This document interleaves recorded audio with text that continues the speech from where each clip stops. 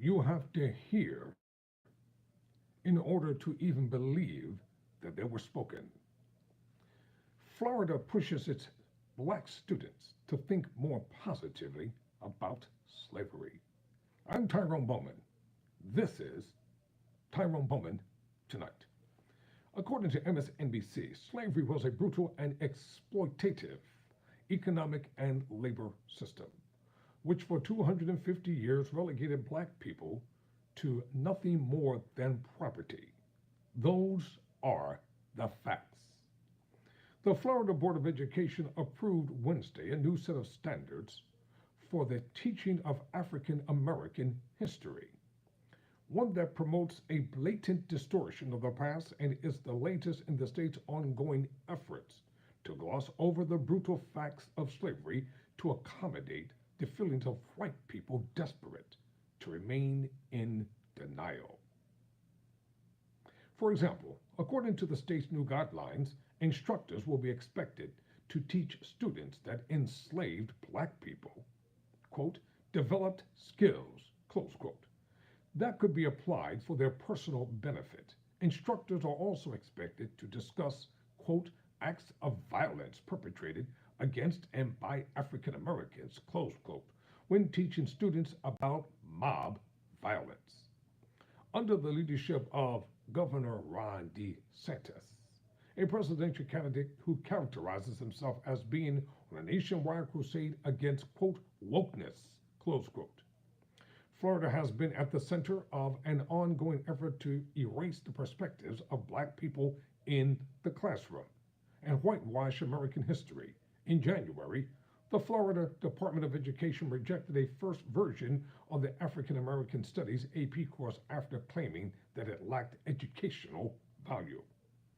Rather than offer its students courses that provide a full and honest accounting of the past, Florida is choosing to dishonestly keep its students ignorant of this country's and that state's history. Let me insert this right here. To all my black brothers and sisters, to all my black parents out there, what you need to do, you need to start taking your children out of these white racist schools, and you need to start teaching them yourselves. There are libraries that deal with total truth. There are hundreds and even thousands of bookstores that you can go to and you can purchase educational, factually oriented materials that will tell the pure, unabashed truth regarding the horrors of slavery and its damnable legacy that still exists today. Now back to the story. The apologist's framing of slavery as providing some personal benefit to those who were enslaved is appalling and deeply offensive. Slavery was a violent and dehumanizing institution that attempted to strip black people of personhood.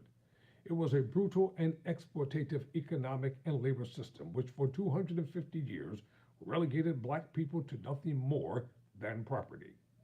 These are the facts, and they should be taught to students in Florida's schools and in schools across the nation without sugarcoating and without censorship, just as the horrors and the debauchery by the hands of Adolf Hitler against my Jewish brothers and sisters during the Holocaust is taught truthfully and honestly. So should slavery be taught truthfully and honesty and its damnable legacy that still exists today. In a statement, NAACP President Derek Johnson called Florida's latest move an attempt to bring our country back to a 19th century America, where black life was not valued, nor our rights protected. He declared it imperative and that we understand that the horrors of slavery and Jim Crow were a violation of human rights and represents the darkest period in American history. He's right. To his point about being long aftermath of slavery, Florida's new standards also promote a false equivalency between white supremacist violence and black militant resistance. By claiming that instruction should include acts of violence perpetrated against and by African Americans, the Florida Board of Education is complicit in upholding racism and white supremacy. The 1921 Tulsa Massacre, one of the historical developments highlighted in the new standards, underscores the dangers of conflating white people launching attacks against black communities with black people protecting themselves from white people attacking them. The against and by language in the new guidelines implies that the 19 result of African American violence, but the historical record reveals that it was one of many examples of white supremacist mob violence. On May 31st, 1921, Dick Rowland, a black teenager, was falsely accused of having assaulted Sarah Page, a young white woman. White Tulsa residents, with support from law enforcement, unleashed violence and destruction in the Greenwood district known as Black Wall Street. White mobs burned down more than 1,200 homes, businesses, and black-owned institutions, including churches and schools, representing millions of dollars in hard-earned black wealth. The destruction displaced thousands of black residents who were forced to relocate to nearby states. Though the exact death toll of the massacre remains unknown, historians estimate that as many as 300 black residents died, and estimated 13 white residents died. Under Florida's new guidelines, it is unlikely that students will be taught these details. Inspections or instructors will be expected to attempt a both sides framework that highlights violence on the part of African Americans in Tulsa. So you teachers have a choice. You can either teach it or you can resign. As I said before, I don't know why black people keep their children in these schools. Why would you even let them go to such schools to be humiliated and to be lied to? See, you parents don't know how much power you have.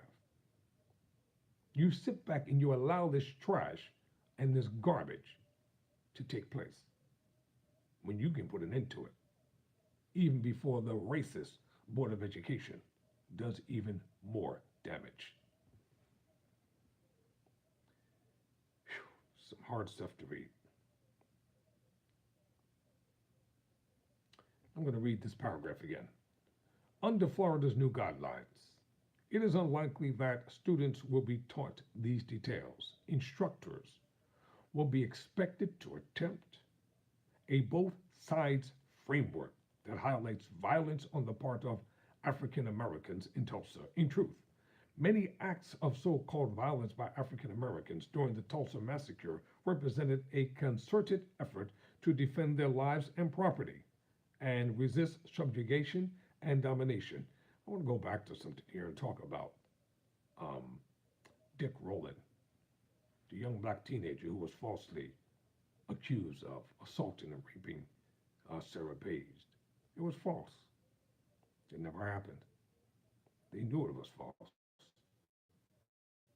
And they knew it never happened. This is what happens when racism, unchecked, runs rampant.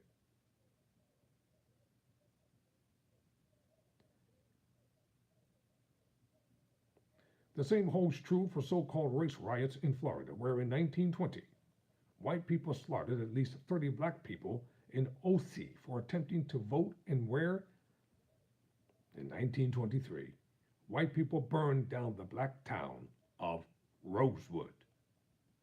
Remember the movie Rosewood?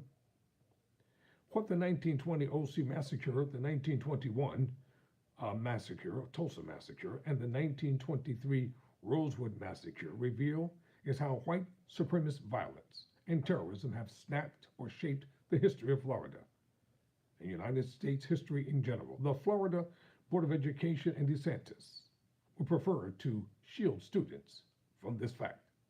But as Johnson, the NAACP president, said, we must teach the full unadulterated truth of the horrors of slavery and the violence of white supremacy, even if it makes some Americans feel uncomfortable. Full knowledge of this history is necessary if we hope to build an equitable and just society for future generations. Students in Florida and across the nation deserve history classes that teach them the facts and don't avoid the truth to appease those who don't like how the truth makes them feel. I'm Tyrone Bowman. never surrender, never quit.